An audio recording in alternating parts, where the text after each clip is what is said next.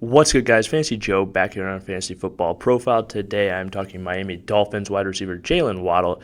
If you guys are new to the channel, make sure you hit that subscribe button, hit that like button. If you have any questions or comments, drop them in the comment section down below.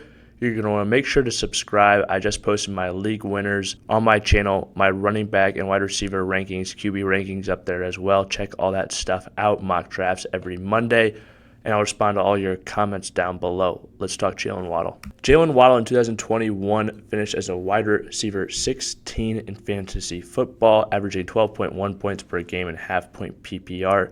He had 140 targets, 104 receptions, 1,015 receiving yards, and 6 receiving touchdowns. Now, Waddle had a great receiving season his rookie year. He was 10th in targets in all of football, was heavily targeted last season, was the main guy on that team. Now they obviously add Tyreek Hill. I think that complicates things for him.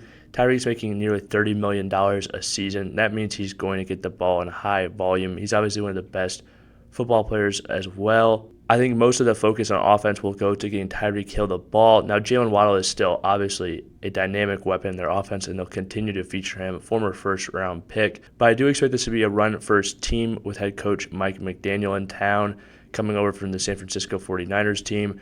I think they'll do that as well to take pressure off of Tua. But yeah, I think this definitely limits Jaylen Waddle's ceiling. I do think if Tua takes a big step forward, he could be a big-time contributor for fantasy football, but I don't view Tua Tagovailoa as one of the elite options, and I don't see him throwing a ton of touchdowns, so unless the vast majority of them go to Tyreek Hill and Jaylen Waddle exclusively, I think it's hard for both of them to be massive successes for fantasy. Now, I do think Jaylen Waddle will be a fantasy contributor, and maybe Tyreek Hill can open up some options for Jaylen Waddle to create underneath. He is a dynamic player with the ball in his hands, and I think when teams have more to focus on that will allow him to open up, I think his yards per reception will go up.